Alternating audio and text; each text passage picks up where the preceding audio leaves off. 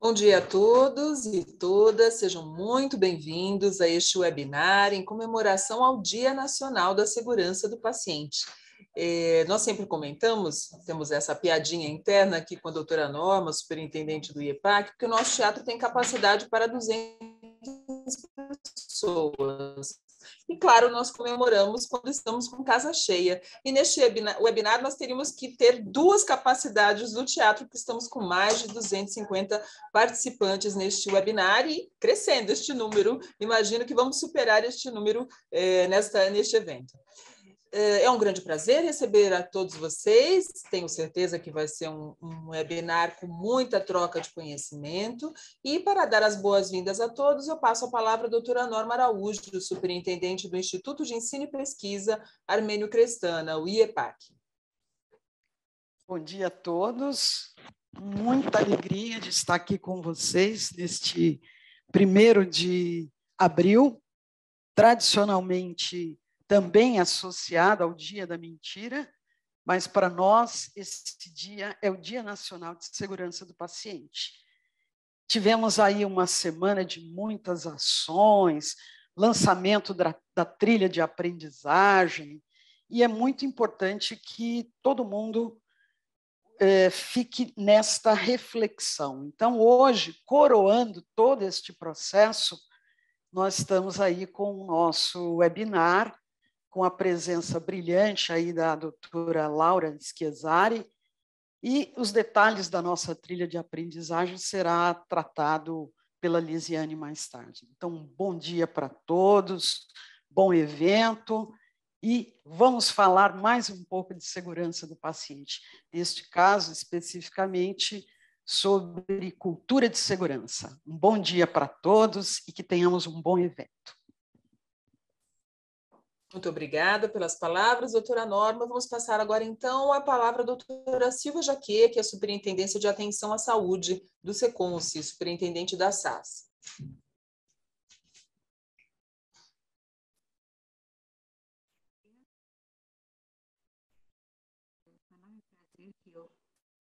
Doutora Silvia, não estamos ouvindo o seu áudio, infelizmente.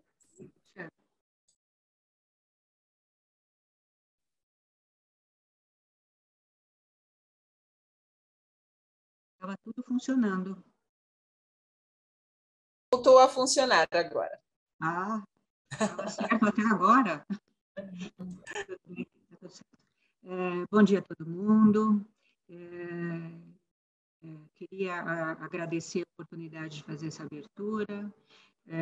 Bom dia, Lisiane, Norma e doutora Laura. É com muito prazer que nós estamos aqui fazendo essa abertura, num dia extremamente importante, como a doutora Norma já citou, foi um ciclo de uma semana intensa junto às nossas unidades, pelos nossos núcleos de segurança do paciente, e eu fico muito feliz porque nós estamos dando uma continuidade a um processo de melhorias da busca de metas e práticas de segurança do paciente. Apesar de termos passado aí por 2 anos de pandemia, nós não deixamos de perseguir essa meta corporativa que cada vez mais enobrece a instituição, né? E, em particular, nesse último ano, intensificamos, estreitamos e compartilhamos nossas diferentes realidades entre hospitais, ambulatórios, unidades básicas, misturado a uma intensa atividade que os nossos funcionários têm se dedicado ao SUS, né? Principalmente às vacinações, que, com certeza, trouxeram um grande alívio nessa pandemia que vivemos, né? Então, eu queria agradecer a oportunidade de estarmos mais uma vez juntos e unidos para um excelente propósito, e tenho certeza que hoje será um dia ímpar nessa continuidade dessa busca que estamos compartilhando agora de uma forma corporativamente. Então, desejo um excelente aproveitamento para todos nós e que queria, inclusive, agradecer né, a todo mundo que se envolveu na trilha de aprendizagem com Viva, que pode propiciar de forma disseminada, né, com as tecnologias hoje possíveis, um aprendizado contínuo, constante e evolutivo. Obrigada a todos vocês, uma excelente apresentação. Doutora Laura, muito obrigada por sua aceite e trazer novos conhecimentos a todos nós. Obrigada a todo mundo. Muito obrigada, doutora Silvia. E lembrando, não só estamos com um número expressivo de participantes, como de todo o estado. Eu estou vendo aqui os comentários pelo chat, estão representadas todas as nossas unidades no estado de São Paulo. Isso é excelente, com certeza. Lembrando que este evento está sendo gravado, depois ele vai ficar disponível no canal do Seconce, no YouTube. As perguntas, por gentileza, todas via chat, que depois a enfermeira Lisiane fará essa mediação junto à doutora Laura. Eu gostaria, em nome de nossa presidente, Maristela Ronda, e do superintendente Paulo Quintais, que estavam já previstos e agendados a participar deste evento, inclusive ambos tinham muito interesse em estar presentes, mas, infelizmente, compromissos que surgiram de emergência, eles não puderam estar participando. Então, peço as desculpas em nome dos dois, que, como eu disse, eles, de fato, estavam muito interessados e queriam muito estar presentes e dar as boas-vindas a todos vocês. Passo a palavra agora à enfermeira Lisiane Gaspari, que é a nossa gerente corporativa de segurança do paciente. Muito obrigada, bom dia a todos. Novamente gostaria de agradecer a presença de todos hoje aqui, e doutora Silvia, a sua equipe está de parabéns, está bombando as suas unidades. A gente não vai falar o nome, senão a gente pode acabar esquecendo, mas a gente gostaria de agradecer aí a presença de todos nesse momento. E a gente só gostaria de estar reforçando aí, né, já foi colocado por todos, os vários eventos que nós estamos tendo e vão continuar, muitas unidades ainda vão continuar com algumas ações relacionadas a toda essa questão de qualidade e segurança dentro das nossas unidades. Participem de todas elas, e uma delas é o nosso lançamento essa semana da nossa trilha de aprendizagem, qualidade e segurança. Eu vou compartilhar com vocês, eu acredito que muitos tiveram a oportunidade de receber aí, quem está cadastrado no Conviva, a forma de como acessar, né?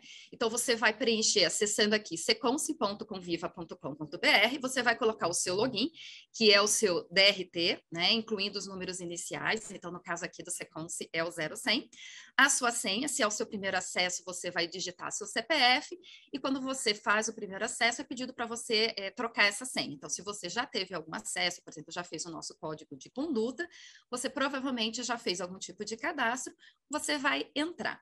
Assim que você entrar, você tem duas opções para acessar a nossa trilha. Você pode acessar aqui em cima, onde está escrito trilha, ou você pode acessar um pouco mais abaixo, nesse link aqui, trilha de aprendizagem. Você pode acessar clicando em estudar, e você vai entrar na nossa página. Você vai ver que a gente tem várias opções. Nesse lançamento, a gente está divulgando 4 módulos.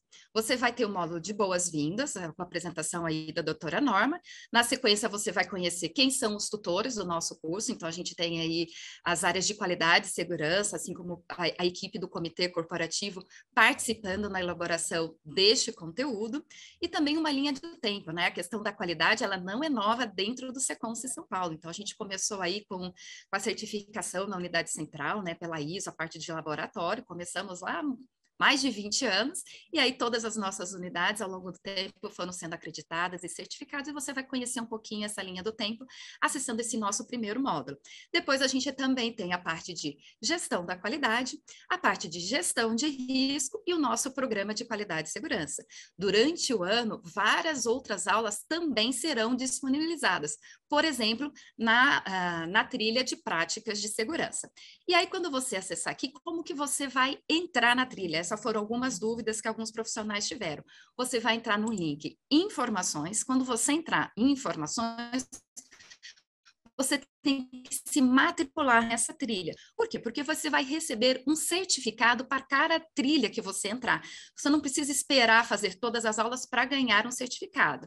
Clicou em Informações, você clique em Estudar. A partir daí, já está disponível para você.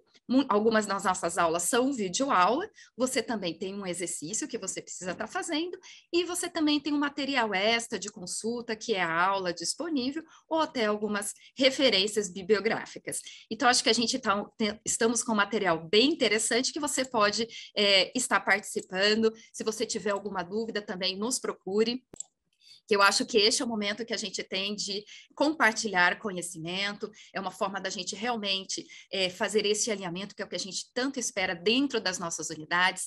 Este material ele é feito corporativamente, conforme as necessidades que a gente identifica, e a ideia é que a gente torne essa trilha um objeto, né, uma ferramenta aí de treinamento, subsidiando a prática diária, né?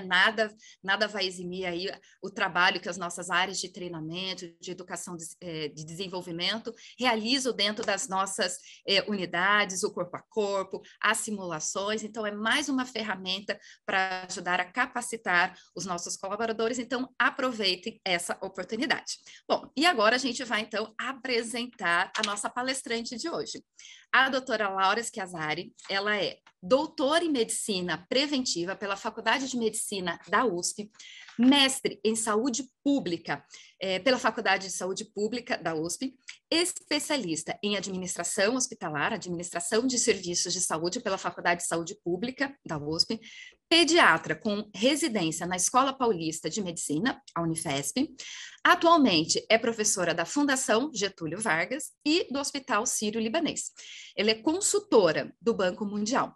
Sua atuação profissional inclui experiência em gestão de organizações não governamentais, avaliação de programas e projetos, gestão em saúde, gestão da qualidade, gestão de projetos complexos, educação corporativa em diversos hospitais e organizações, não só no Brasil, como no exterior. Doutora Laura, seja bem-vinda ao nosso evento.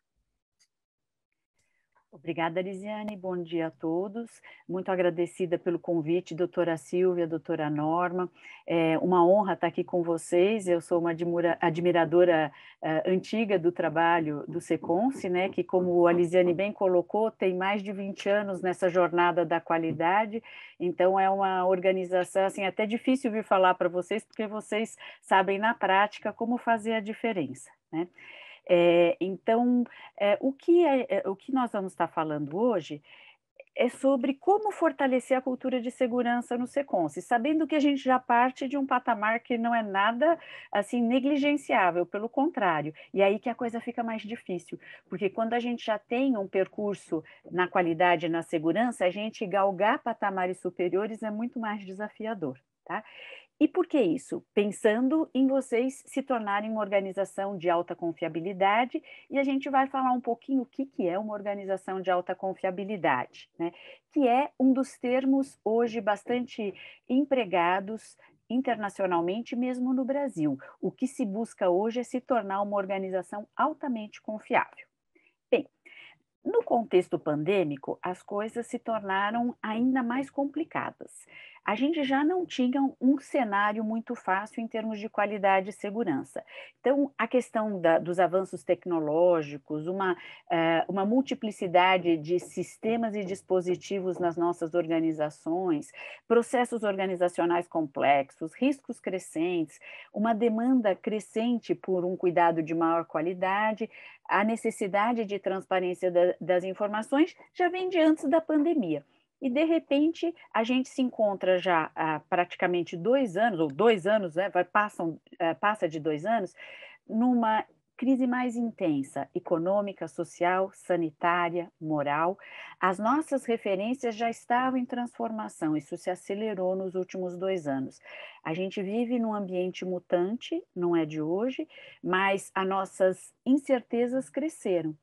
Hoje, dependemos muito mais do SUS do que há uns anos atrás, né? E a gente tem uma redução importante da importância da saúde suplementar no panorama brasileiro, ou seja, a responsabilidade do SUS é ainda maior, né?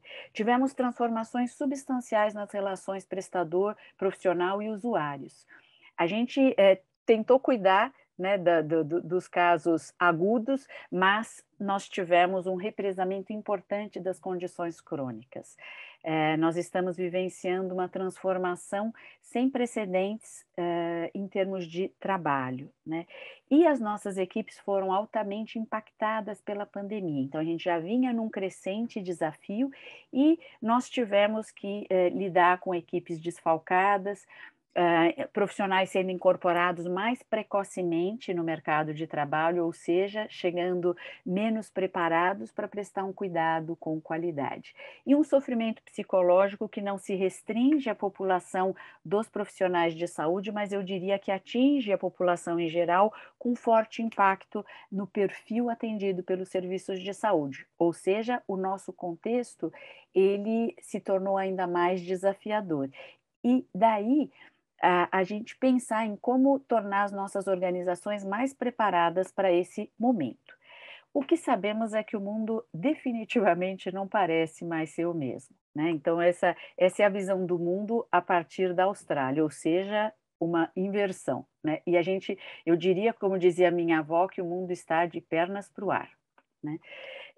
Os tempos são tempos de tumulto, tempos turbulentos, né? E, de uma forma geral, a gente pode dizer que muitos de nós passamos anteriormente e ainda estamos passando por momentos de incerteza que geram insegurança, que geram medo, né? Bem, então nós temos que buscar um norte nesse contexto, e acho que os serviços de saúde, que de alguma forma foram extremamente reconhecidos durante a pandemia, né, eles sofreram também o desgaste de estarem tão expostos a esse momento tão diferente, né, que nós vivenciamos, né? Então, houve um certo reconhecimento mundo afora, acho que o SUS nunca foi tão valorizado, os brasileiros redescobriram o SUS e perceberam a grandeza que ele representa e a sua força, e, ao mesmo tempo, a força de trabalho passou a ser mais considerada, né? Então, até ao ponto de alguns autores que trabalham com experiência do paciente olharem para a força de trabalho e falar assim, nossa, temos que ouvir todos os trabalhadores. De certa forma, é um pouco do que a gente tenta fazer quando a gente trabalha com a ideia da qualidade, né? Então, todos contam. Então, essa visão mais participativa, essa escuta, esse olhar para a ponta, ele tem que permanecer, né? Porém, nós estamos desgastados e cansados depois de 2 anos em que muitos de nós não tivemos férias, não tivemos sequer tempo para respirar, que a cada momento um novo desafio, né? Bom, o que é muito interessante é que nada ocorre abruptamente. Nós já estávamos nos preparando para um cenário em que se percebeu que os sistemas de saúde precisam ter uma alta qualidade. Não adianta a gente se restringir a organizações isoladas ou algumas realidades privilegiadas. O que a gente quer é que a qualidade esteja presente em todos os lugares do sistema de saúde.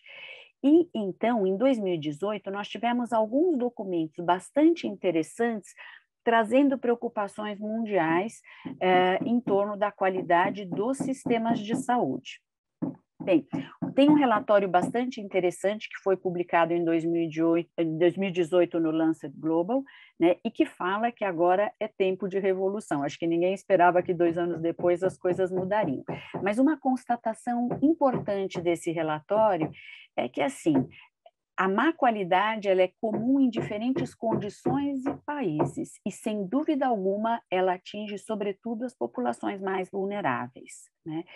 E que, se tivéssemos sistemas de saúde de alta qualidade, seria possível salvar 8 milhões de vidas em países de baixa e média renda. É muita gente, né? Então, também uma ênfase maior no que um sistema de saúde deveria buscar. Ou seja, buscar o que importa para os seus usuários, para as pessoas. Então, cuidado adequado, competente, uma boa experiência dos usuários do sistema de saúde e, além disso, desfechos clínicos que levem, de fato, à saúde, né? Mas, para tudo isso, é importante também que o usuário tenha confiança no sistema, né? Ou seja, para fazer tudo isso, e colocando isso dentre os objetivos do desenvolvimento sustentável, a gente tem que pensar no sistema como um todo, não são ações isoladas, né?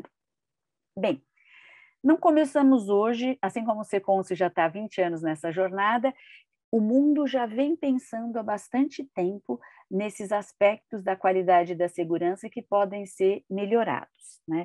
Lamentavelmente, já desde o início desse século, nós tivemos a triste constatação de que milhares de mortes são causadas por falhas no cuidado em saúde.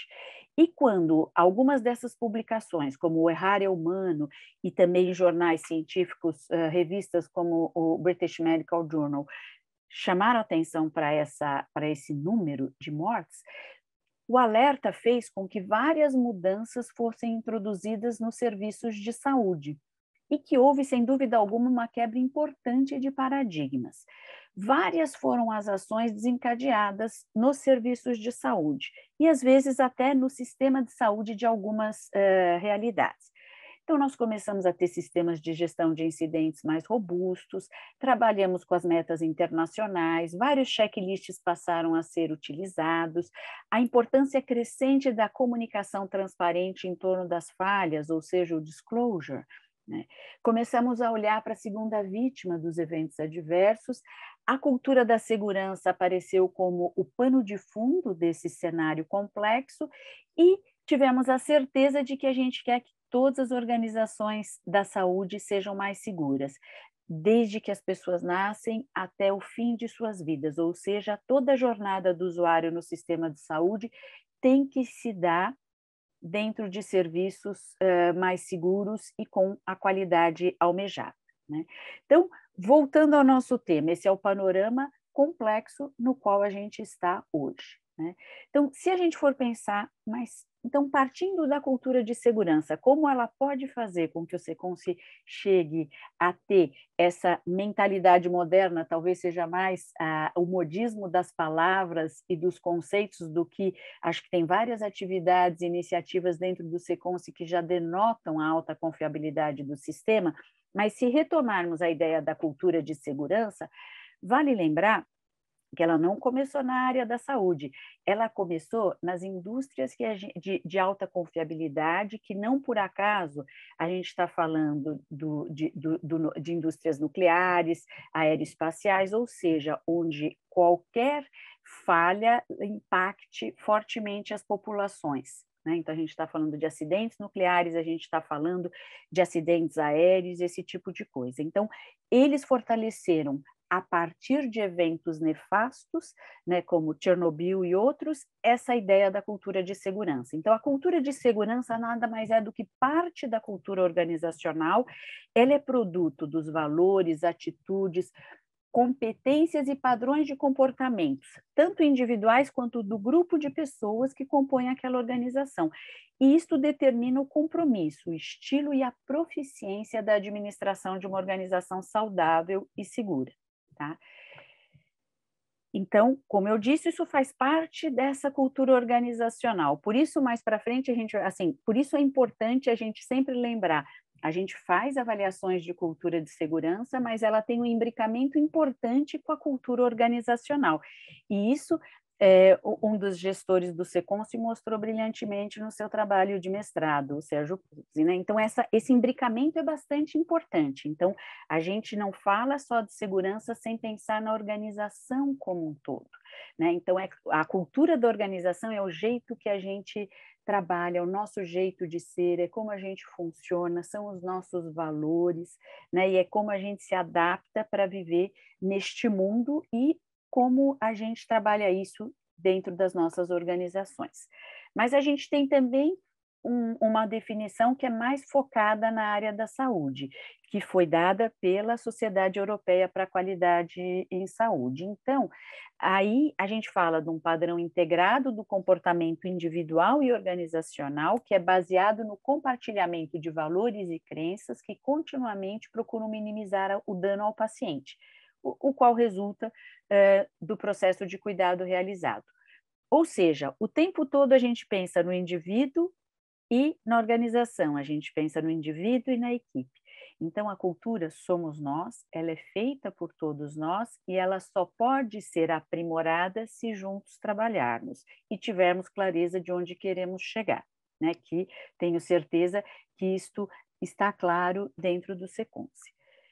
Mas, nos últimos tempos, tem sido bastante enfatizada a distância entre a média do que acontece nas organizações de saúde e o que deveria ser a ideia de uma organização de alta confiabilidade, né?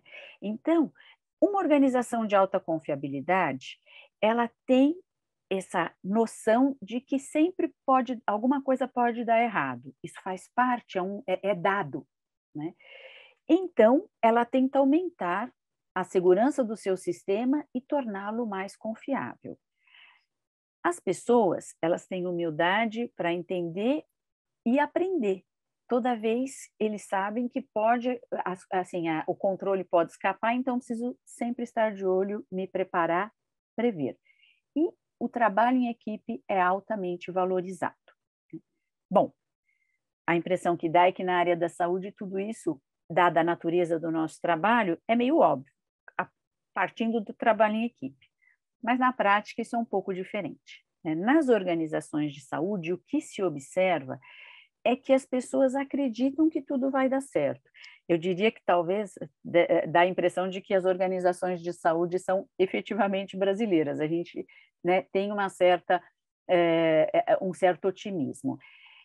A gente não necessariamente pensa no sistema, a gente foca a eficiência do sistema, né? E muitas vezes a gente, sem querer, acaba sendo um pouco arrogante, achando que a gente sabe tudo o que é necessário. E acho que talvez a pandemia tenha deixado isso muito claro e seja uma das nossas principais, um dos principais aprendizados, é que a gente sabe muito pouco, né? E um outro ponto que é extremamente importante nas organizações de saúde, que tem uma tendência forte de mudança desse panorama nos outros setores, é que nós temos a questão hierárquica bastante presente nas organizações de saúde. Isso afeta enormemente a relação entre os profissionais. Então, nas organizações de alta confiabilidade, teoricamente, essas relações são mais horizontais, né? Qualidade é um conceito complexo, então, se a gente for lembrar, a qualidade, ela também, não é, aqui está a cultura de segurança, mas a qualidade também tem 6 dimensões, e a segurança é uma das 6 dimensões da qualidade. Então, a ideia da qualidade é complexa e quando a gente se debruça sobre segurança, a gente encontra um universo tão multifacetado quanto a própria qualidade. A gente sabe que a nossa condição de organização de saúde é mesmo de natureza complexa. Então, esse também é um elemento que está dado e a gente tem que aprender a lidar com esses desafios, né? Cultura de segurança, segundo alguns autores, tem inúmeras dimensões, e se a gente quiser, de fato, ter dano zero, a gente precisa, nas nossas organizações, ter uma visão clara do que é segurança e de onde se quer chegar. O que é muito interessante é que essas visões podem ser um pouco vagas. Então, o que os autores preconizam é que, para eu poder estimular um desenvolvimento da cultura de segurança, eu tenho que definir o que eu espero das pessoas, eu tenho que definir os comportamentos esperados na minha organização. Então, porque alguns autores dizem que não é tão óbvio saber o que pode, o que não pode, o que é seguro, o que não é seguro. Então, além do que tem de boas práticas assistenciais, nós temos que estabelecer os limites e fazer esforços concentrados para uma atitude ou por outra. Aqui tem muito da parte atitudinal. Ok, então a gente cria uma visão, a gente define mais ou menos os comportamentos esperados e a gente desenvolve um ambiente, uma cultura em que a gente não parte direto para a punição. O que a gente quer é que as pessoas se responsabilizem pela segurança do usuário que está diante dele. Então, a gente quer que as pessoas assumam o seu papel, a sua parte de responsabilidade e que estejam extremamente conscientes da complexidade do seu trabalho e da possibilidade de falhas no cuidado. Então, a ideia não é punir, a ideia é capacitar as pessoas o tempo todo, a ideia de capacitar, de desenvolver as pessoas, o capital humano, para que a gente possa atuar num ambiente que nós sabemos que é cheio de surpresas e cheio de riscos, né?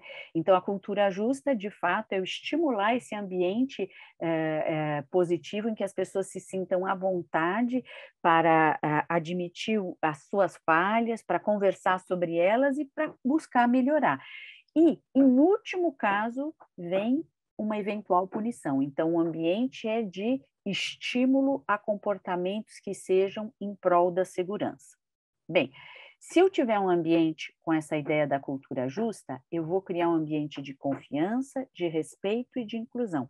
Eu quero todo mundo no barco, nenhum a menos. Eu quero que todo mundo, de fato, se sinta parte e responsável pela entrega de um cuidado seguro, né?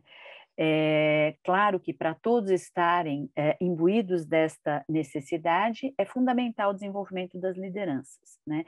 Em tudo que se fala de qualidade, em tudo que se fala de gestão, não tem nenhuma escola, não tem nenhuma alternativa que exclua a liderança. A liderança sempre tem que estar junto. Então, basicamente, tem duas coisas que estão presentes em tudo que a gente precisa fazer na gestão. É o protagonismo da liderança e, ao mesmo tempo, a gente capacitar as pessoas o tempo todo para que elas estejam empoderadas para serem agentes da sua profissão, dos seus cuidados, enfim. Então, são dois pontos que aparecem em várias escolas de gestão, em várias abordagens de gestão. E, obviamente, o envolvimento do conselho. É super importante a gente ter a alta liderança bastante participativa e convencida de que isso é algo importante, né?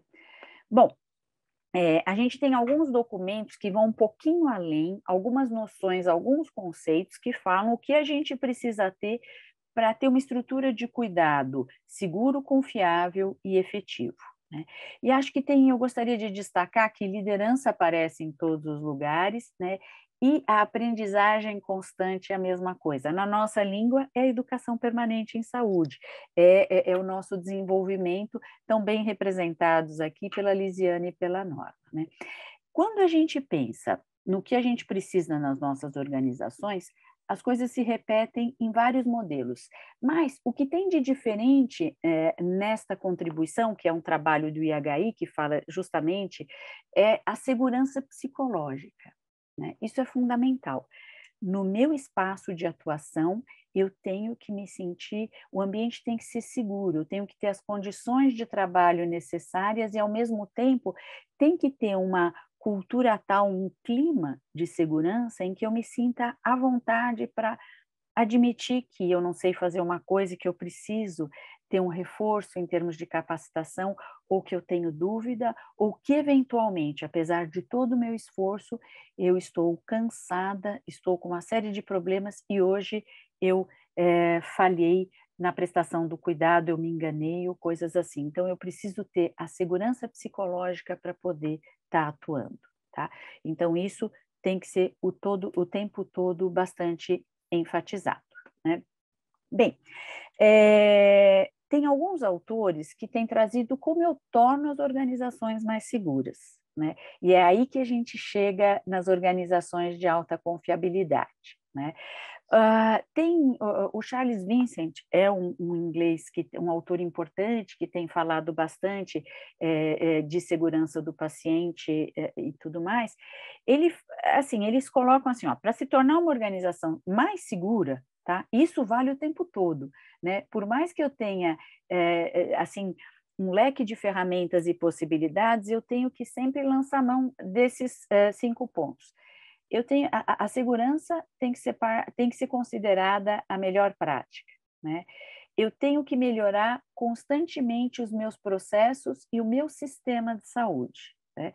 Então, o sistema de saúde aqui, se a gente está pensando no SUS como um todo, eu penso na minha unidade básica, mas eu também estou pensando no SUS nacionalmente. Mas se eu penso no meu recorte de sistema de saúde, se eu estou pensando, o SECONS é claramente um sistema de saúde, né, em que a gente tem os diferentes níveis de atenção, os diferentes níveis de complexidade dentro do ambiente SUS e com as orientações corporativas. Então, é muito claro que melhoria dos processos dentro do SECONS, esse é um tema extremamente relevante, e o que eles colocam é que eu tenho que pensar no apoio o tempo todo às pessoas, aos times, e eu tenho que pensar nas condições de trabalho, e tem algumas dicas que a gente já conhece e que vocês já conhecem, e que são já utilizadas em algumas das organizações e às vezes em alguns serviços específicos, de maior atenção para passagem de plantão, para encaminhamento de paciente, tem gente que trabalha com ter metas diárias de segurança, ou então ter algumas reuniões semanais ou diárias.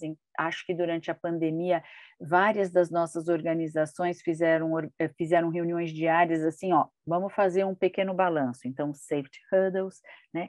E a questão medicamentosa, que vem com grande força há muitos anos e que foi uma das primeiras coisas, um dos primeiros processos sobre os quais as organizações de saúde brasileiras se debruçaram, né? Bom, terceiro ponto, controle de risco, né? E isso, na trilha de qualidade e segurança que a Lisiane apresentou, tem já o treinamento da gestão de risco. Então, o controle de risco é fundamental. A gente sabe que a gente está num ambiente que é riquíssimo, né, em termos de riscos, então ameaça não falta. Então, vamos tentar conhecer os nossos processos, saber onde estão os riscos para a gente se preparar antecipadamente para encarar uma eventual falha no nosso sistema, né? Uma outra coisa é que a gente, então, tem que se preparar, né, para monitorar, para saber agir antecipadamente ou para responder diante de um evento que seja um pouco mais significativo. Então, tem alguns termos, assim, a gente acaba usando em inglês, mas são os briefings e os debriefings, quer dizer, a gente vai, né, isso se resume à comunicação, né, como que eu transmito, como que a gente comunica em torno das falhas, como que a gente analisa essas falhas, como a gente aprende com elas e como a gente retroalimenta os nossos processos para que eles se tornem mais seguros, né? Notificação de incidentes é algo super importante, né? Vocês fazem isso, mas a gente sabe que esse é um grande desafio para as organizações de saúde. A gente passa por altos e baixos, né? Então, num primeiro momento, demora para pegar, de repente tem um boom nas notificações, depois passa por uma fase de acalmia. Então, como que a gente faz isso? Envolver pacientes e familiares no cuidado seguro é super importante. E a gente está já há alguns anos nessa ênfase na participação do usuário no sistema de saúde, e agora com um novo nome que se dá para isso, da experiência do paciente, que o SUS também fez com o controle social. Mas agora a gente está falando não só de participar da vida organizacional, mas participar do seu próprio cuidado, que é diferente. Eu vou pensar a sua situação de saúde e como você pode se empoderar para lidar melhor com a sua situação de saúde. E o nosso preparo para as emergências, né? Que foi bastante testado ao longo dos últimos meses, né? Um outro ponto é a gente saber utilizar lança-mão da mitigação. Então, a gente tem que planejar, assim, a gente tem que estar pronto para se tiver um dano potencial, a gente tem que saber, né, se recuperar, e a gente tem que estar sempre pronto para apoiar as equipes diante de falhas, diante de eventos adversos, e também os profissionais e os pacientes em geral, né? Então, uma organização de alta confiabilidade é uma organização que valoriza ou que prioriza todos esses aspectos da segurança. Ela não passa ao largo de nada, né? Então, ela tem uma preocupação constante com falhas e busca incessantemente onde ela pode melhorar. Ela busca quais são as oportunidades de melhoria, ela busca as falhas, as ameaças, né? E tudo mais, onde tem perigos, e já enxergando que aquilo pode eventualmente levar ao dano. Então, essa preocupação constante, esse olhar aguçado, né? Mas não é um olhar que tem que intimidar a gente nem desanimar. É um olhar que permite antecipar tudo o que pode vir a acontecer e saber mudar o vento, né? Uma organização de alta confiabilidade não acredita em coisas assim, tipo, assim, não, isso é simples, vou resolver fácil. A gente já insistiu, já falou que a gente está falando de organizações complexas, portanto, não adianta a gente querer simplificar a interpretação do que ocorre, tampouco as soluções que virão. Então, a gente precisa sempre buscar as explicações e não pode ser uma explicação assim óbvia. A gente tem que entender o que acontece diante de um evento adverso. Então, se tem uma troca importante de medicação, de via, de administração de medicação, se a gente troca, né, se a gente troca o paciente e tudo mais, então isso a gente tem que entender por que a gente chegou nesse ponto, se a gente já trabalha com as metas internacionais, né? Um outro ponto, que talvez seja assim o lado mais robusto das organizações de alta confiabilidade, é essa sensibilidade extrema para as operações. Então, um foco muito grande para as questões que emanam da linha de frente, né? Então, assim, eu estou o tempo todo olhando. O que importa é o que está lá no corpo a corpo com o usuário do serviço de saúde. Então, o profissional que está lá na ponta, ele conhece o seu trabalho, ele pode, eventualmente, falhar, mas ele é a solução. É ele que vai prestar um serviço diferenciado, prestar um cuidado adequado para o usuário do sistema de saúde.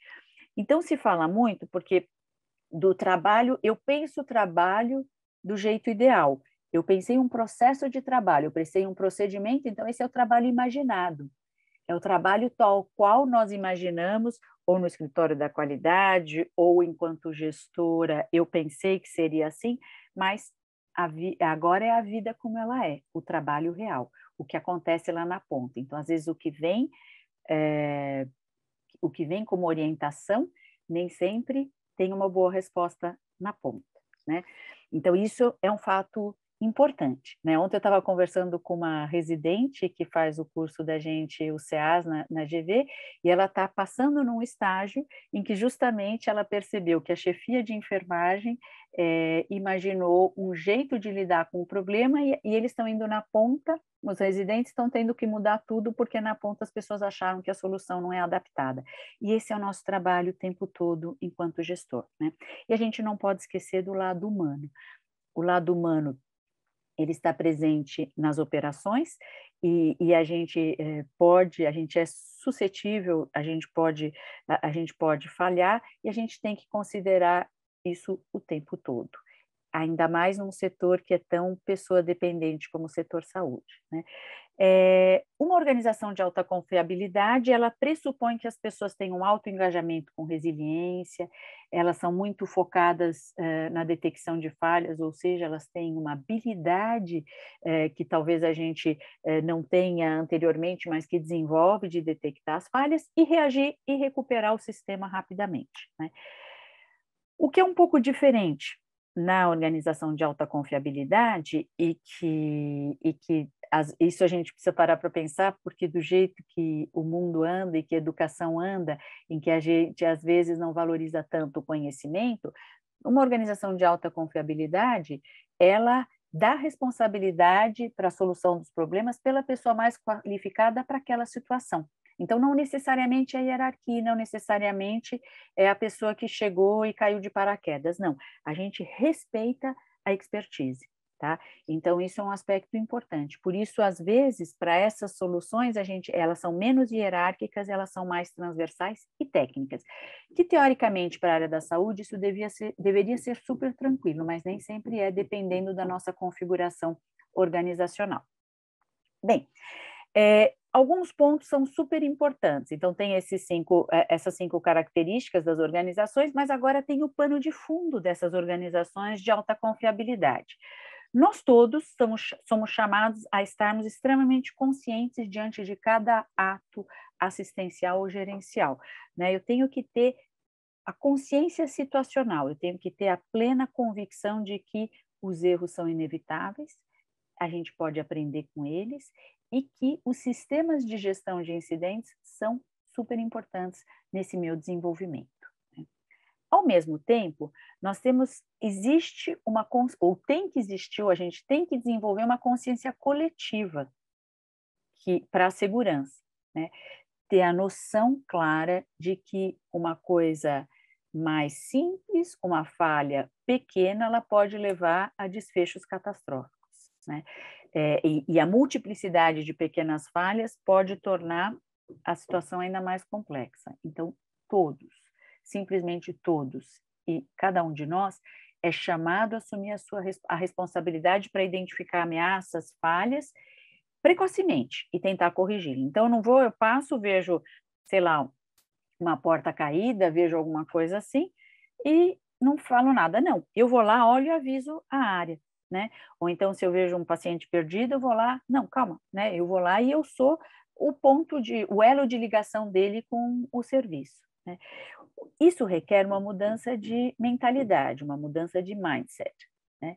Por quê? Porque além de eu detectar essas coisas precocemente, eu vou ter que ir a fundo na análise, eu vou ter que entender o que compõe a causa sistêmica, porque os fatos não são isolados. Se tem muitos usuários que caem quando vêm para a minha UBS, para a minha AME, se eu tenho, sei lá, pacientes que eu percebo que estão sem medicação ou que estão trocando medicação em casa, enfim, isso não é um fato isolado. Tem um cenário para isso, eu vou tentar entender todo esse processo de tratamento desse usuário, né?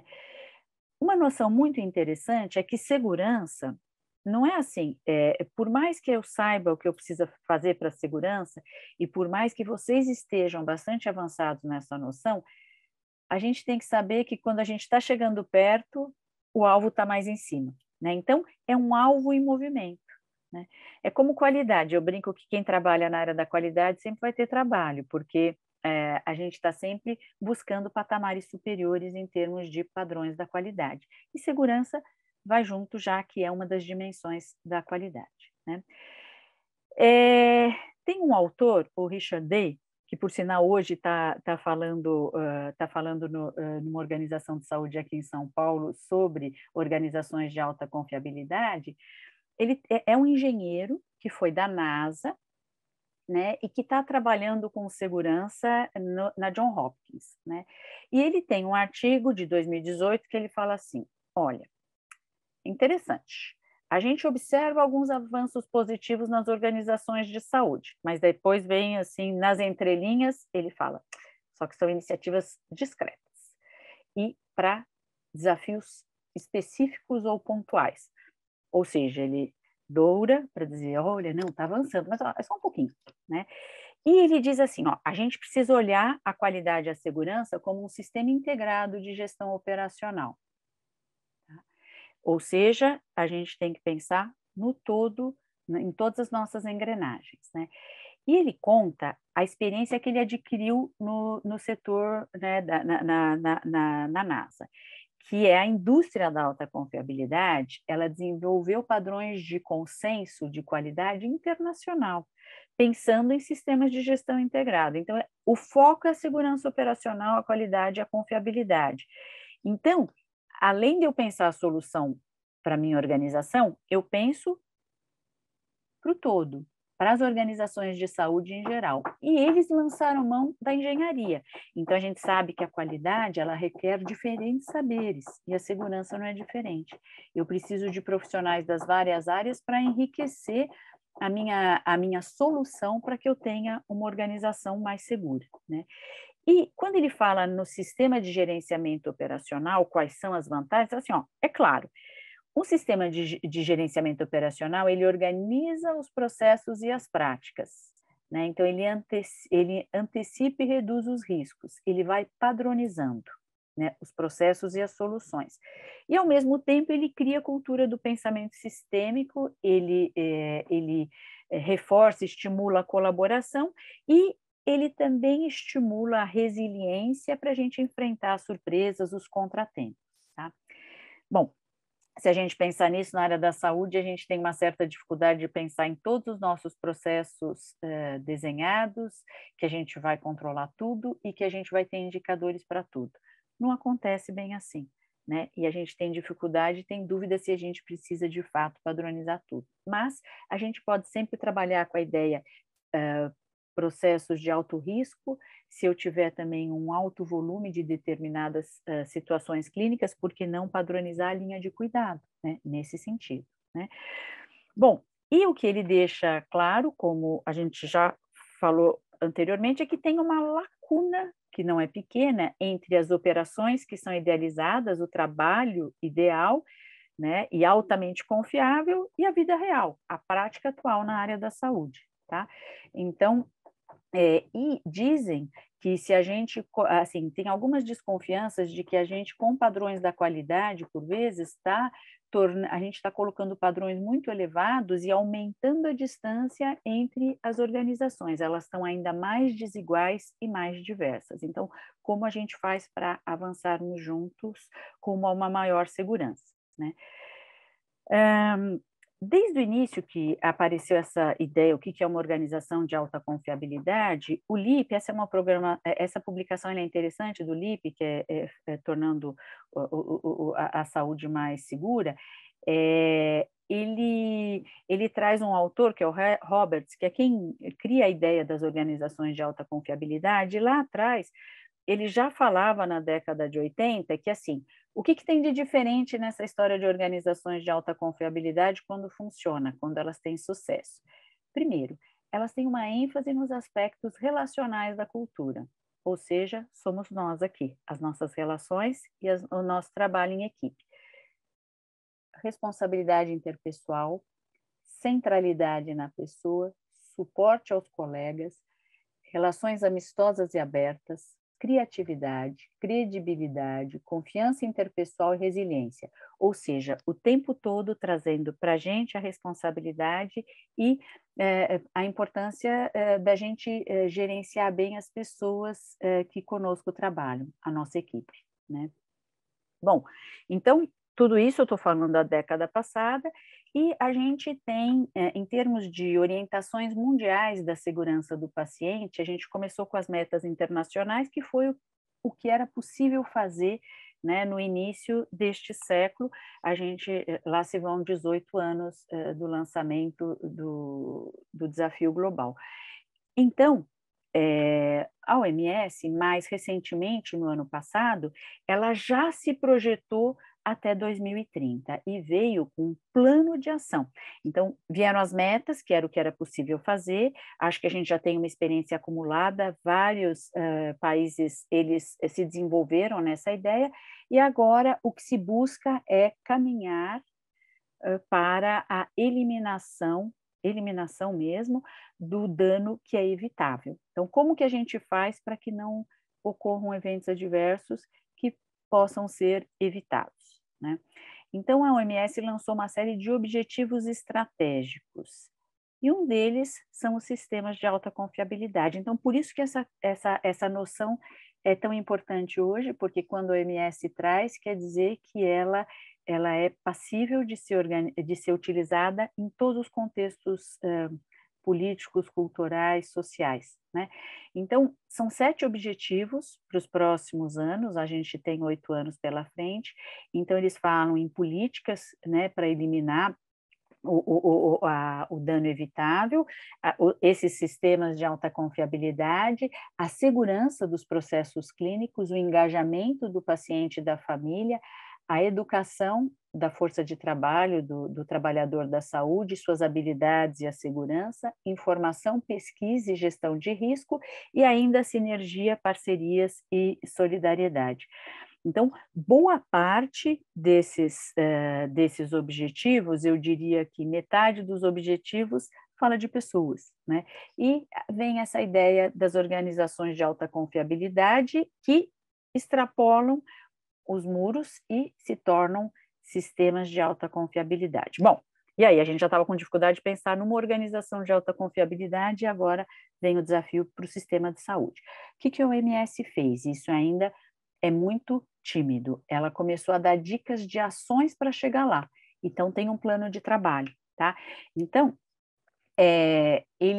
para se chegar, quais são os passos para eu ter sistemas de alta confiabilidade? Primeira coisa é transparência, abertura e uma cultura não punitiva. Então, se eles colocaram como 2.1, é o passo inicial. Depois, ter uma boa governança para o sistema de saúde, né? E também o terceiro passo, né? Então, é ter a capacidade, ter uma liderança que tenha capacidade para funções clínicas e de gestão, os fatores humanos, a ergonomia, a resiliência do sistema de saúde e ainda a preocupação com segurança do paciente nas emergências e também em ambientes de grande diversidade. Então, depois eles detalham cada um desses pontos e dizem como a gente chega lá. O que eu ainda não vi essa discussão nacionalmente falando, o documento é recente. Lembrar que as metas internacionais demoraram bastante tempo para chegar no Brasil depois que foram publicadas. Em breve nós teremos ou o Ministério ou a Anvisa traduzindo isso para as nossas organizações e vão dar dicas de como a gente pode fazer, né? Então, vale a pena a gente visitar essas ideias, né? Tudo isso assim, pode ser um pouco reforçado por um documento interessante também do IHI, que é o Instituto for Healthcare Improvement, que é o que traz aqueles projetos de melhoria, ciência da melhoria para os serviços de saúde no Brasil. Ele também lançou um documento importante em 2021 e que ele volta a afirmar: qualidade tem que estar posicionada no centro da estratégia organizacional. Então, se a gente enxerga segurança, se a gente enxerga cultura de segurança aqui no meio, a gente está enxergando também indiretamente as organizações de alta confiabilidade, ou seja, elas começaram numa visão estratégica, elas tentaram entrar na operação dos serviços de saúde no Brasil de diferentes maneiras, por diferentes meios, mas agora de repente ficaram muito operacional e se distanciaram da liderança. Agora é parte da estratégia, a liderança tem que dar o exemplo, tem que defender, mas tem que permear toda a organização. Então, relembrar a importância da qualidade, tá? Se a gente for pensar, o Seconce já tem os pilares necessários, sólidos da qualidade da segurança, né? O mais difícil é ter esses pilares, então, se precisa reformatar, se precisa repensar alguns aspectos e algumas abordagens, é mais fácil do que começar do zero, né, e ter todo o trabalho pela frente. Você já dispõe de modelos de avaliação externa da qualidade, acreditação, certificação e tudo mais. Vocês já trabalham com melhoria da qualidade, vocês já têm painéis de indicadores, já trabalham com notificação de eventos, já têm as metas internacionais, já trabalham com a avaliação da percepção de segurança dos trabalhadores, já tem pesquisa de clima e já tem educação permanente em saúde. Ou seja, os ingredientes estão todos aí. Mas, às vezes, a gente precisa parar para pensar assim, bom, mas nós não somos uma organização, nós somos várias. Nós temos diferentes públicos, nós temos diferentes realidades, a gente está em diferentes momentos de maturidade da qualidade. Ok, beleza, vocês têm a riqueza de poder compartilhar a experiência e de avançar juntos, guardadas as especificidades de cada contexto. Então, as bases estão aí, mas não é porque as bases estão aí que elas sempre serão boas. A gente tem que estar o tempo todo revisitando né, as nossas bases, os nossos pilares e ver se não está precisando de nenhuma mudança, de nenhuma né, melhoria. Então, o tempo todo na gestão e qualidade e segurança trabalham com isso, a gente tem que estar liderando mudanças, a gente tem que estar o tempo todo revisitando e retomando esse percurso das mudanças para a gente não se acomodar. Tenho certeza que vocês pensam assim, mas uma coisa é quando a liderança vê, outra coisa é quando todos vemos isso de uma forma conjunta. Ou então, às vezes eu estou vendo isso só na ponta, dependendo do tipo de mudança necessária, e a gente ainda não tem uma visão compartilhada com a liderança, o que é super importante também, né? Então, são diferentes caminhos diante dos desafios que a gente tem pela frente quando a gente já está num grau mais avançado de maturidade num sistema da qualidade. E a gente tem diferentes caminhos, se a gente for tipificá-los ou reduzi-los a um sistema binário, assim, ou a gente fica onde a gente está, ou então a gente pode ir mais além, né? Se a gente for olhar, a gente tem que olhar para todas as pessoas que estão por trás, valorizar o trabalho de todo mundo, trazer todo mundo para esta mudança, mas a gente também, esses rostinhos me fazem pensar nas vítimas das falhas do cuidado, das pessoas que a gente atende que nem sempre saem satisfeitas, das falhas que a gente comete e tudo mais. Ontem eu estava ouvindo o Dr. Gonçalo Vecina falar no Jornal da Cultura e ele falou um número que me doeu, né? Temos 250 mil órfãos da pandemia, né? Eu falei assim, nossa, quantos órfãos a gente não tem de eventos adversos ou de cuidados inexatos ou não adequados, né? A gente nem sempre contabiliza isso, mas a gente não pode perder isso, né? A gente tem que ter essa ideia na nossa cabeça, né? Então, como que eu faço para que todos... Aí está todo mundo sério, mas que todo mundo esteja bem, com saúde, sorrindo, e como que eu faço para prestar o melhor serviço possível, a melhor prestação de cuidado possível para essas pessoas neste momento de mundo em que a gente tem muitos recursos que a gente não tinha antigamente. Então, uma ideia de organização de alta confiabilidade, ela traz um pouco isso, ela traz a visão de que é possível sim fazer melhor, mas a gente precisa de todo mundo. Aqui também podem ser todos os profissionais que serão necessários para a gente terminar bem essa jornada, né? E que a gente não pode prescindir de ninguém, né?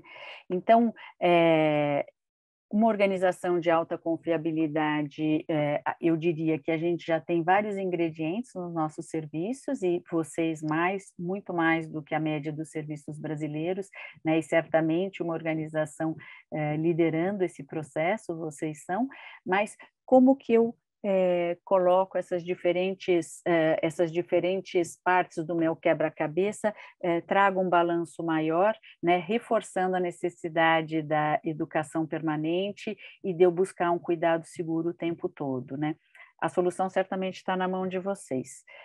Obrigada, Lisiane, Norma, Fátima. Ok, muito obrigada, doutora Laura. Então, você, pela sua fala, você disse que ser uma organização de alta confiabilidade, na verdade, é uma jornada, né? Se tornar uma organização de alta confiabilidade é uma jornada, né? Vão ter vários passos, vão ter vários desafios aí ao longo desse caminho, e mesmo que um dia a gente se torne, né? O dia que é isso que a gente espera, se tornar uma organização, quer dizer que a gente não vai errar? Eu acho que essa afirmativa não é bem assim, né? Acho que mesmo a gente se tornando uma organização, a gente estando no caminho, né? Às vezes, infelizmente, a gente acaba ouvindo, mas se você é uma organização acreditada, como é que você teve determinado evento, né? Você pode trazer um pouquinho para a gente essa comparação, né?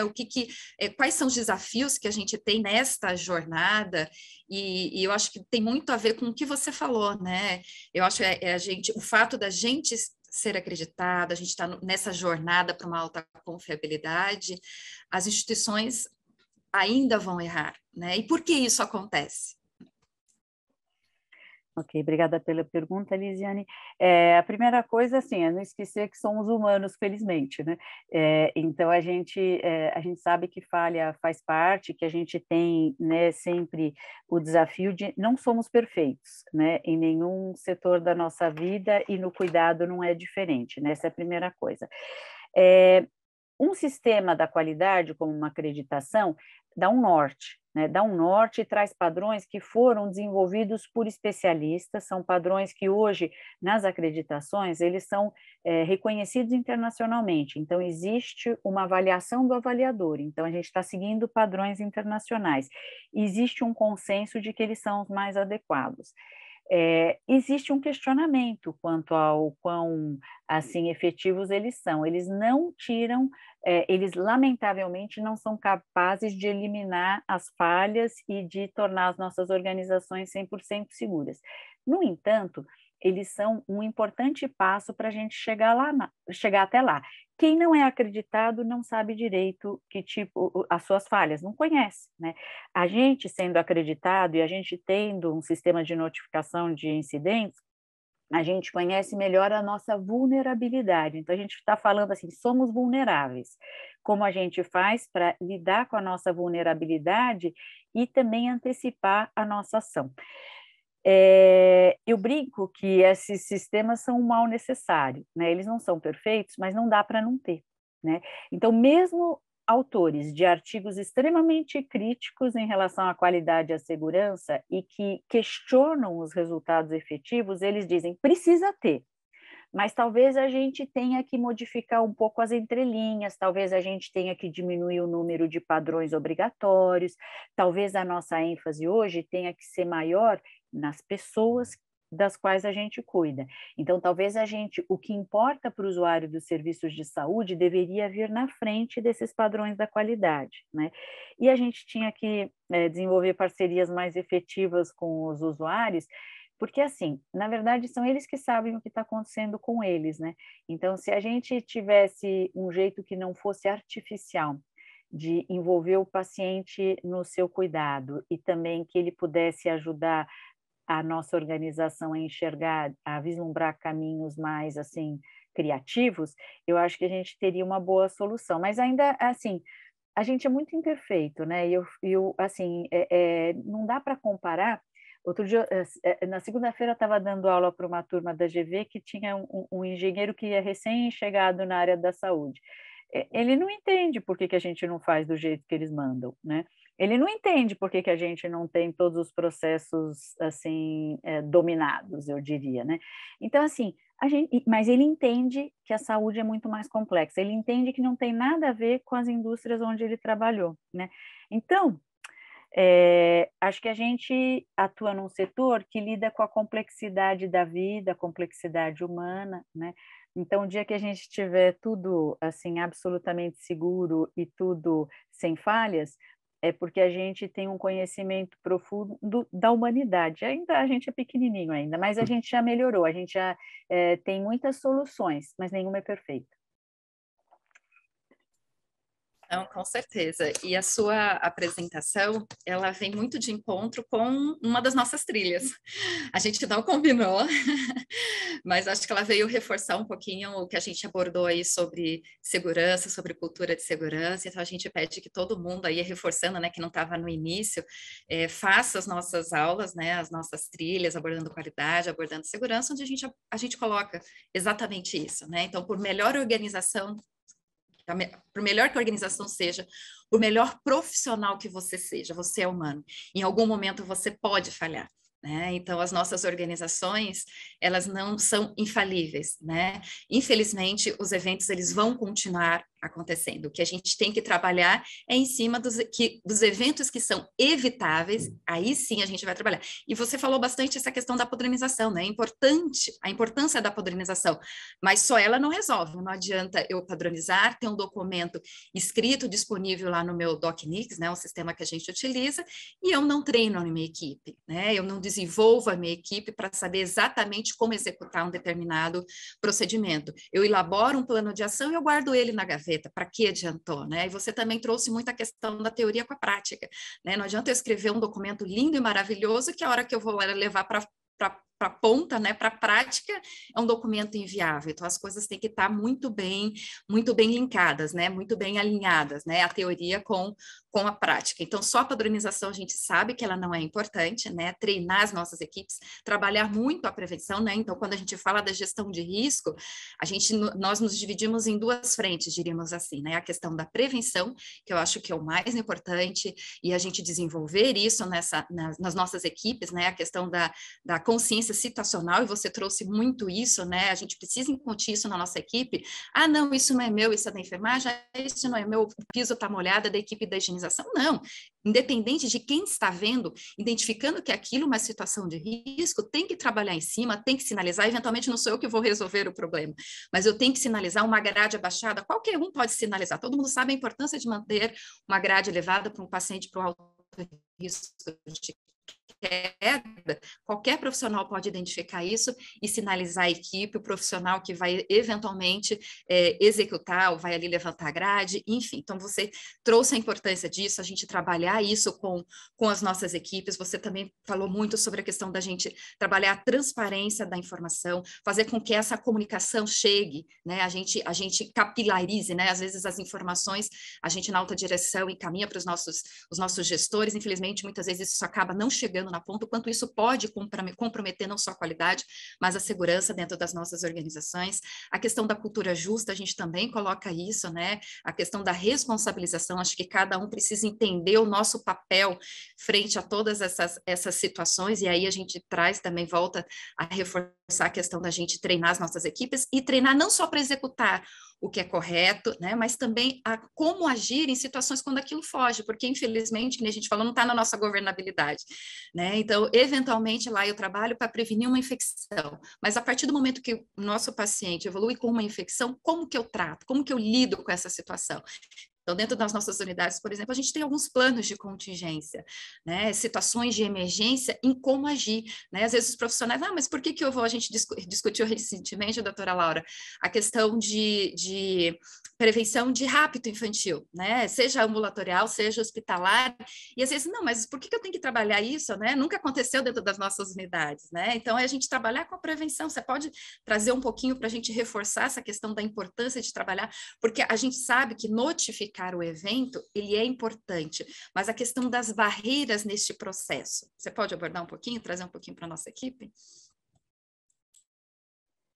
Sim, Elisiane, então, a gente aprendeu a duras penas que a sabedoria da indústria da aviação, principalmente, né, com os checklists, as barreiras, os procedimentos, traz muito benefício, porque são coisas simples, né, e a gente não precisa fazer isso para todos os atos assistenciais, a gente sabe aqueles que são mais problemáticos, que trazem mais risco, que geram um número maior de eventos adversos. Então, se a gente pudesse priorizar, eu penso assim, né, que se eu olhar, se a gente for dividir a minha organização, se eu estiver num ambulatório, eu vou ver assim, onde estão os meus grandes riscos, né? Então, será que é no processo medicamentoso? Será que em que ponto que é? Ou será que é na questão do diagnóstico? Eu vejo.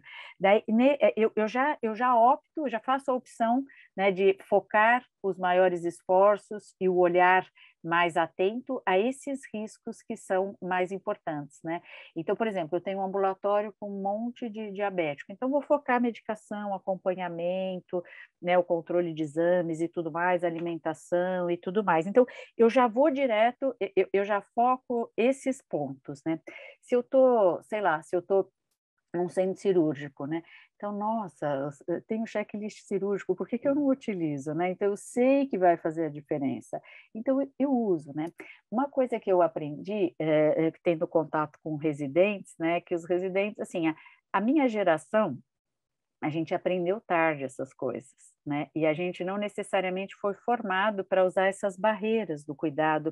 Se a gente usar só as metas internacionais, olha que quanta coisa a gente já previne, né? Se a gente notificar esse evento e se a organização fizer, se ela olhar o que é mais frequente e escolher os mais frequentes, e além das metas internacionais, também eu já resolvo.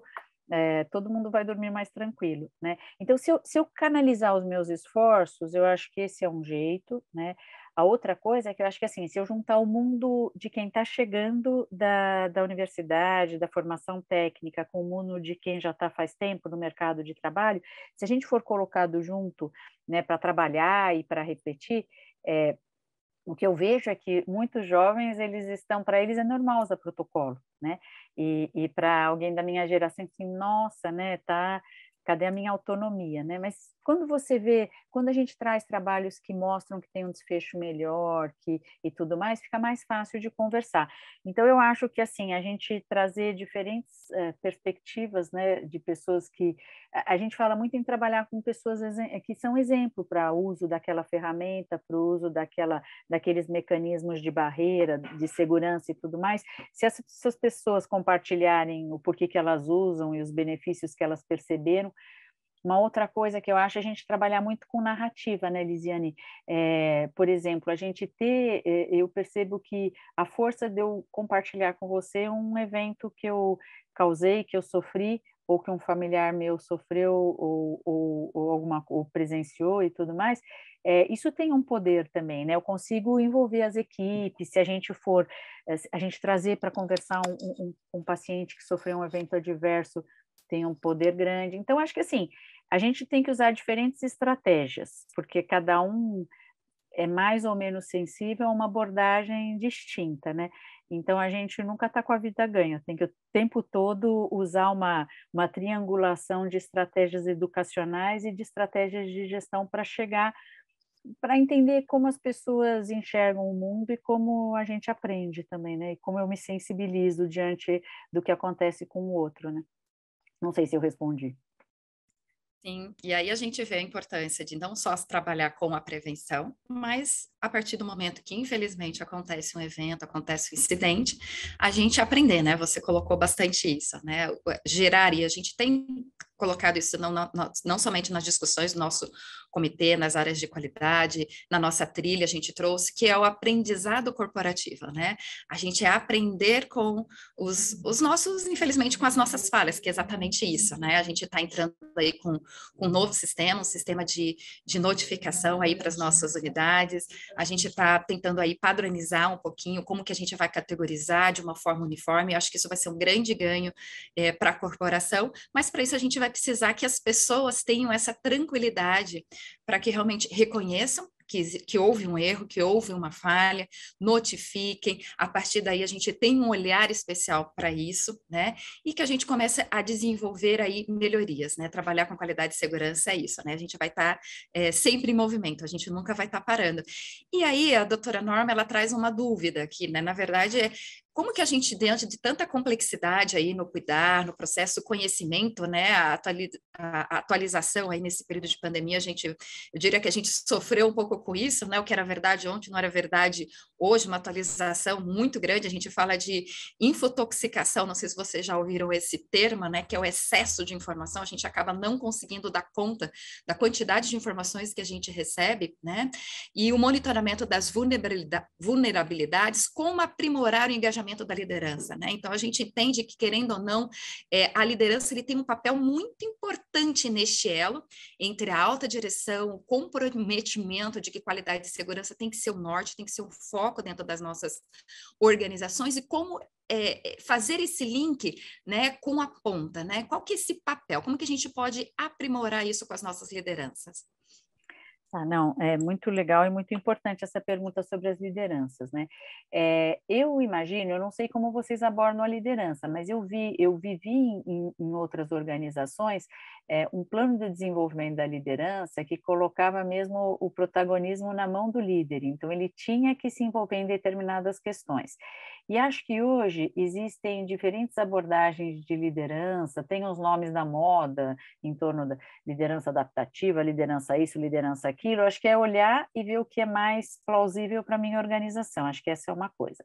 Uma outra coisa que eu não conheci, que eu conheci na minha última experiência como gestora numa organização de saúde, foi a questão do gerenciamento da cultura organizacional. Isso eu não conhecia, né? E eu trabalhei na área de educação corporativa do United Health Group, e lá tem um sistema de gestão da cultura que eu achei muito interessante.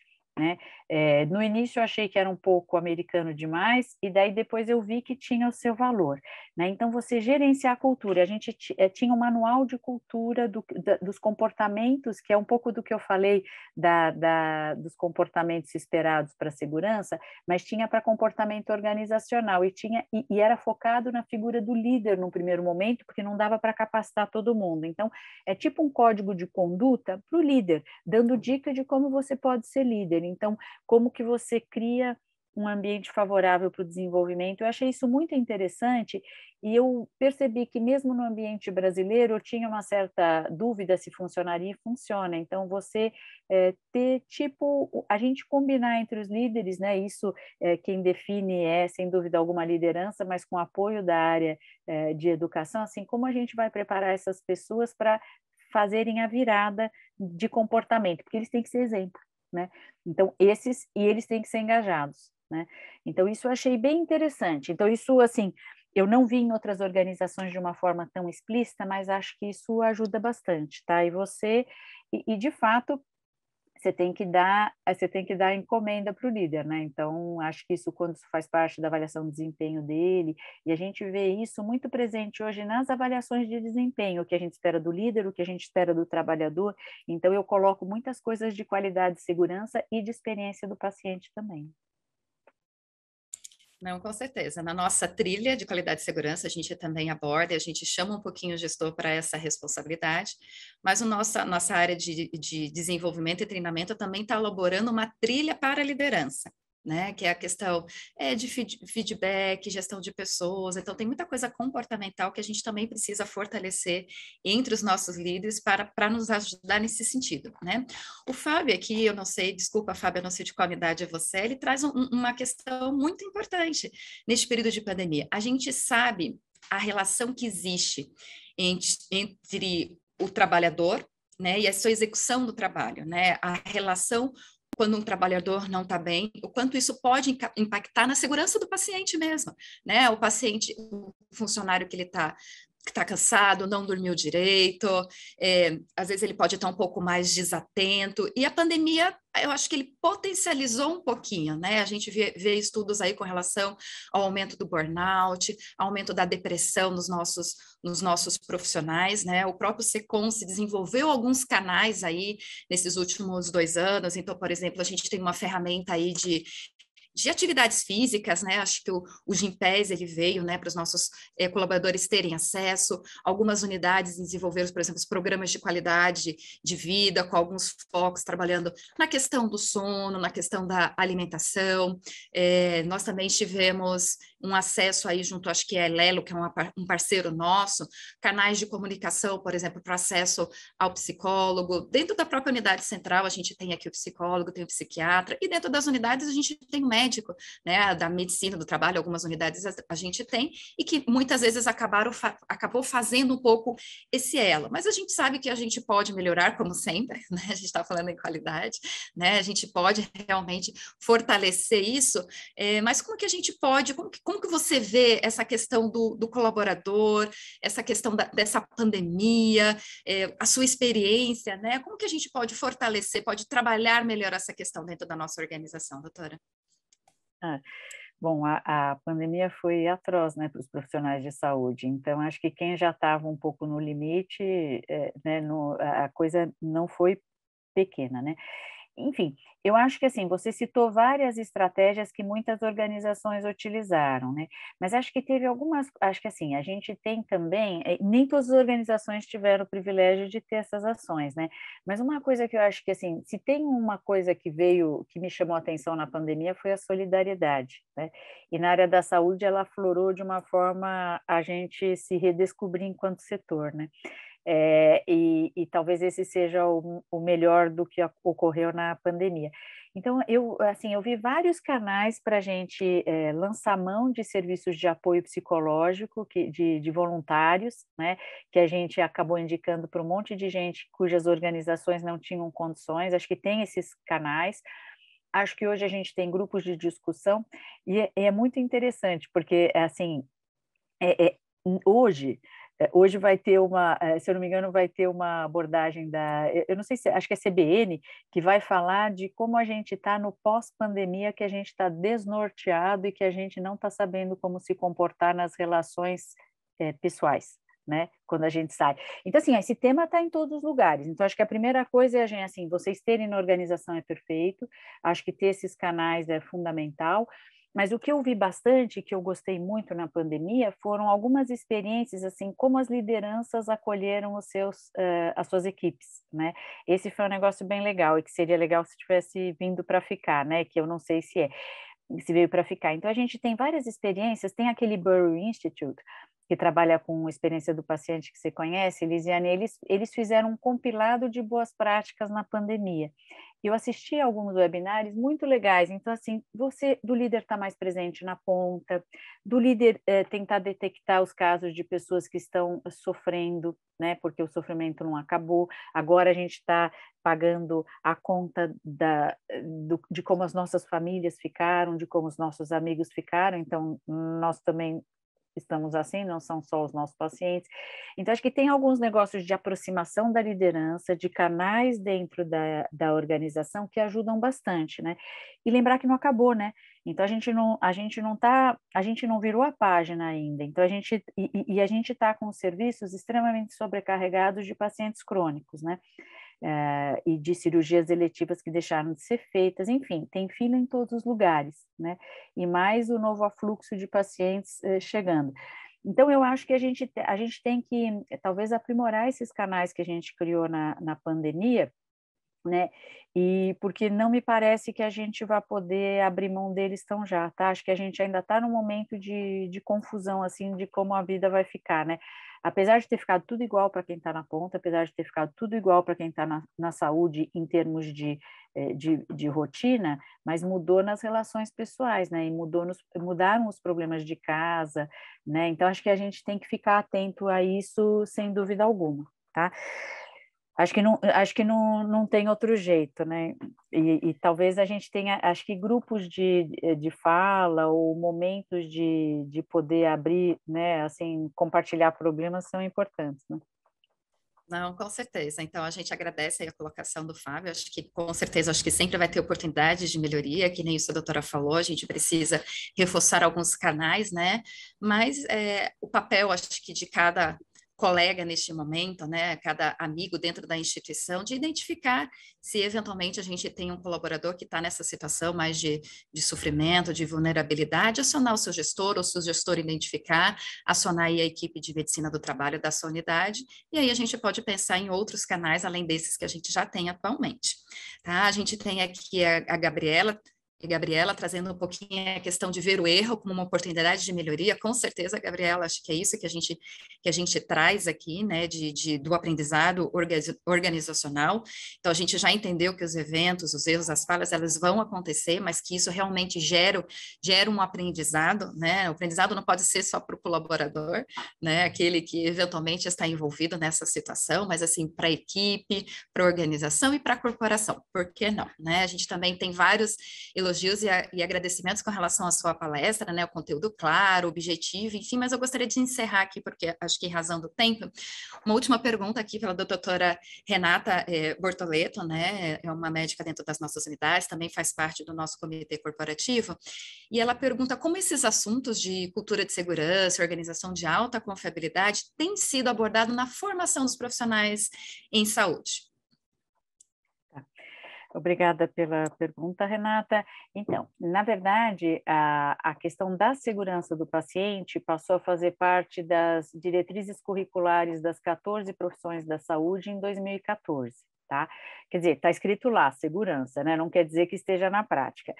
À época, foi uma ação deliberada do Programa Nacional de Segurança do Paciente, a GV participava e eu representava a GV, e a gente fez uma visita aos conselhos e a gente fez uma visita, algumas pessoas fizeram um esforço junto ao Ministério da Educação, tá?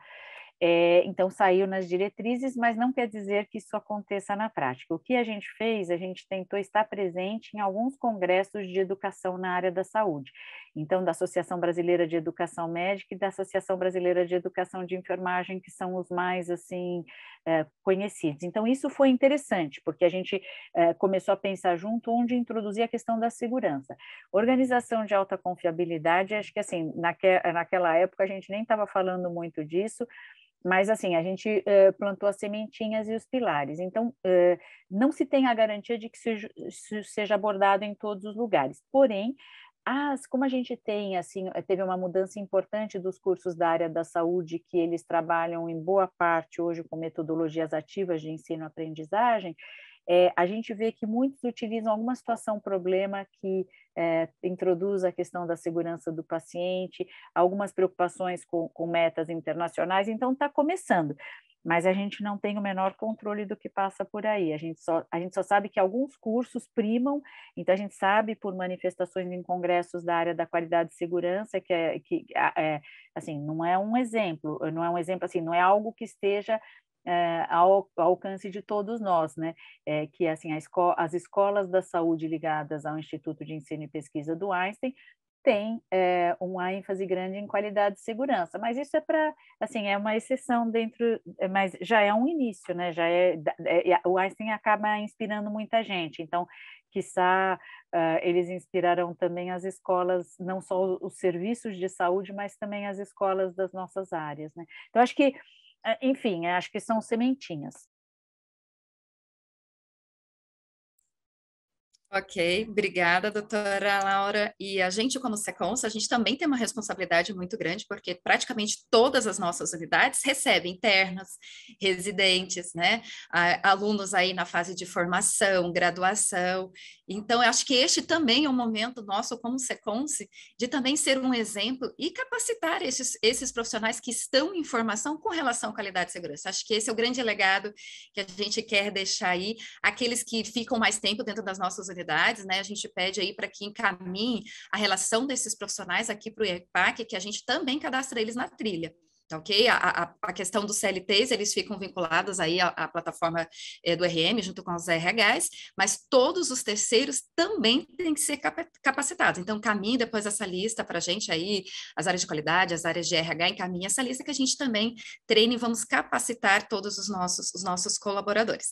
A gente, mais uma vez, gostaria de agradecer a doutora Laura pela sua disponibilidade em participar de mais um evento.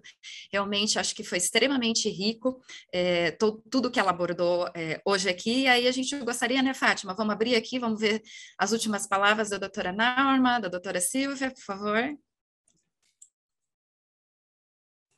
Muita alegria, gente, muito bom essa manhã, com essa reflexão, não só reflexão, né, trazendo experiências, né? Então, doutora Laura, muito obrigada, quero parabenizar a todos que estiveram plugados aí com a gente, porque tenho certeza que o aprendizado foi grande. Muito obrigada. Agradecer, eu achei, Laura, parabéns, uma palestra super leve, exatamente casando com o nosso momento que estamos vivendo. É um aprendizado enorme, de fácil assimilação, de fácil percepção com relação à nossa realidade, e tenho certeza que caiu super bem nos nossos funcionários, e realmente isso que foi mostrado é a nossa realidade, né? Eu acho que a gente vive tudo isso e, como você falou, não acabou. Nós estamos respirando para irmos para o pós, né? E o pós temos que estar todos juntos, unidos, né? Muito obrigada. Obrigada, Norma, Lisiane, né? Fátima, tá? E que venham próximos encontros. Obrigada. Exatamente, doutora Laura. Além das perguntas que foram feitas pelo chat, é só uma chuva de elogios, todos elogiando a forma como a senhora apresentou esse tema, que sem dúvida é muito importante para todos nós, um tema delicado, mas a senhora apresentou de uma forma leve e com muitas informações. Muito, muito, muito. Como eu disse no início, é uma honra tê-la participando deste webinar. Aí deixo para a Lisiane finalizar o nosso evento. Ok, obrigada pela participação de todos. E que nem a doutora Silvia falou, teremos outros aguardem, assim que nós tivermos a próxima programação, a gente estará divulgando aí por todos os nossos canais de comunicação do Secons. Obrigada e até a próxima. Até mais. Obrigada.